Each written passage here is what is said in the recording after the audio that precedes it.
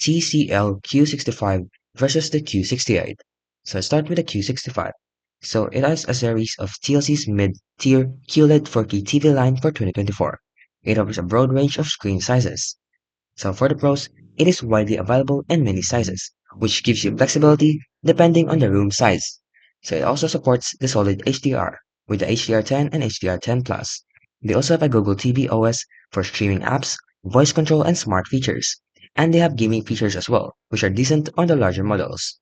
The cons is though, there's no full array local dimming, and they have a lower brightness ceiling compared to the Q68 and the refresh rate is mostly 60 Hz on smaller mid-sizes, and only the biggest ones bump up to 120 Hz. Now for the Q68 on the other hand, it is a more premium option in the same line.